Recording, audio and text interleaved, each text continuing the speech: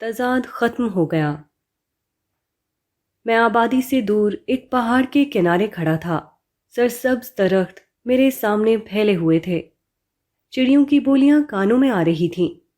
مختلف قسم کے جانور چلتے پھرتے نظر آتے تھے۔ یہ سب دیکھ کر میرے اوپر عجیب تاثر ہوا۔ کیسا عظیم اور کیسا کامل ہوگا وہ خدا جس نے اتنی بڑی دنیا بنائی اور پھر اس کو مجبور کر دیا کہ وہ اس کے بتائے ہوئے نقشے کی انتہائی پابند رہتے ہوئے حرکت کرے۔ کتنی حسین اور کتنی معصوم ہے یہ دنیا۔ یہاں چڑیاں وہی آوازیں نکالتی ہیں جو ان کے خالق نے انہیں سکھایا ہے۔ یہاں بلی اور بکری بالکل اسی طرح اپنا رزق کھاتے ہیں جو پیدائشی طور پر ان کے لیے مقرر کر دیا گیا ہے۔ یہاں درخت عین اسی منصوبے کے مطابق اگتے اور بڑھتے ہیں جو ازل سے ان کے مالک نے ان کے لیے متعین کر دیا ہے۔ یہاں دریا ٹھیک اسی قانون کے مطابق رواں ہوتا ہے جو اس کے لیے ابدی طور پر مقدر ہے۔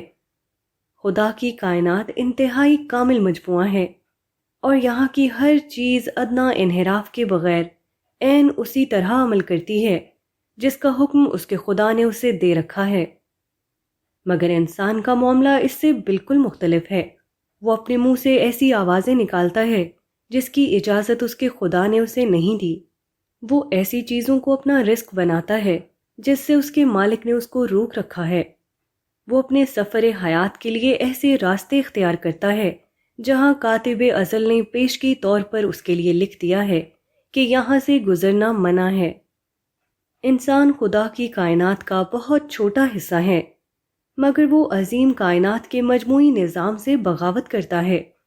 وہ خدا کی اصلاح یافتہ دنیا میں فساد برپا کرتا ہے۔ یہ خدا کی بے تضاد دنیا میں تضاد کو دخل دینا ہے۔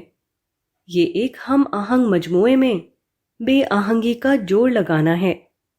یہ ایک حسین تصویر میں بدصورتی کا دھبا ڈالنا ہے۔ یہ ایک کامل دنیا میں ناقص چیز کا اضافہ کرنا ہے۔ یہ فرشتوں کی سرگرمیوں کے ماحول میں شیطان کو سرگرم ہونے کا موقع دینا ہے۔